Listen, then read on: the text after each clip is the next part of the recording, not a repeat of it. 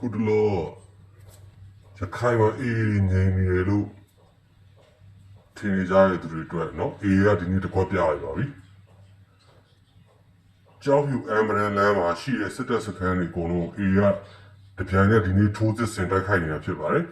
အဲ့ဒါကိုကျွန်တော်တို့ဒီရခိုင်ပြည်နယ်ခြေကူသတင်းဌာနတစ်ခုဖြစ်တဲ့နိဒရာသတင်းဌာနတင်ထားတဲ့သတင်းကိုတူတူလိုက်မှကြည့်လိုက်အောင်ကျောက်ဖြူတောင်မအူရေတပ်စခန်းအနီးကကာကင်းစခန်းတွေနဲ့အမ်ပတန်လန်ကစစ်ကူစစ်ကြောင်းတွေရဲ့ခြေကုပ်စခန်း၃ခုထပ်မင်းကိုအေအေကတပြိုင်နက်တည်းဝင်ရောက်တိုက်ခိုက်မှုတွေရှိနေတယ်လို့သိရပါတယ်။အာရကတပ်တော်အေအေကကျောက်ဖြူမြို့နယ်တောင်မအူရေတပ်အနီးကအာနာသိန်းစစ်တပ်ရဲ့ကာကင်းစခန်းတွေနဲ့အမ်ပတန်လန်ပိုင်းတွေမှာရှိတဲ့နေရီကန်စစ်ကူစစ်ကြောင်းတွေရဲ့ခြေကုပ်စခန်းတွေကိုတပြိုင်နက်တည်းအပြင်းထန်ဝင်ရောက်တိုက်ခိုက်နေတယ်လို့သိရပါတယ်။ကျောက်ဖြူမြို့နယ်ဖက်မှာတောင်မော်ဦးရေတပ်ရဲ့အဓိကအခိုင်အမာစခန်းတွေဖြစ်ကြတဲ့အဝတောင်ရွာစခန်းကရှစ်ထွက်ယာယီကင်းစခန်းတွေကိုအေအေကဝင်ရောက်ရှင်းလင်းတိုက်ခိုက်နေတာလည်းဖြစ်ပါတယ်။စစ်တပ်ဟာမင်းပြင်တိုင်းရှောင်းနဲ့အဝတောင်ဖက်တွေမှာအင်အားဖြစ်တင်ပြီးစနစ်ဖက်ကိုထိုးစစ်ဆင်ဖို့အကြိမ်ကြိမ်စ조사နေတာပါ။ဒါပေမဲ့အေအေကအရင်လိုခုခံစစ်နယ်တင်မဟုတ်တော့ဘဲ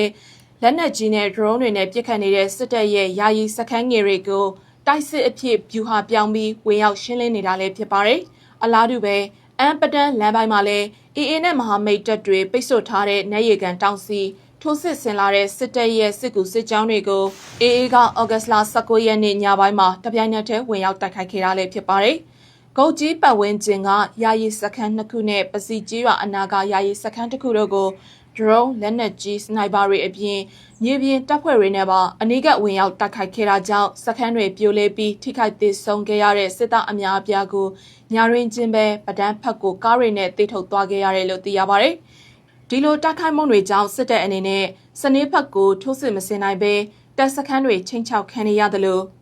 အမ်ပဒန်လမ်းမှာလည်းလေကြောင်းနဲ့အင်အားထောင်ချီသုံးပြီးတော့စစ်ကူတပ်ဖို့စ조사နေပေမဲ့အေအေရဲ့တာလွန်တဲ့နီးပြူဟာတွေကြောင့်လမ်းမပွင့်ပဲအကြဆုံးအများအပြားနဲ့ဆက်လက်အခက်တွေ့နေရတာလေးဖြစ်ပါတယ်ရှင်။ကဲအားလုံးအေးရတော့အပီတွဲနေဖြစ်ပါတယ်နော်။ဒီရခိုင်ပြည်နယ်တပြည်လုံးသိမ်းဖို့အထိစစ်စင်ရေးဆွဲထားတဲ့အေးရကျွန်တော်ဒီ2026အကုန်လုံးမှာဘယ်လောက်ထိအတိုင်းအတာလောက်ရောက်လာနိုင်မလဲဆိုတော့ကျွန်တော်ဆက်လက်စောင့်ကြည့်အောင်ဖြစ်ပါတယ်။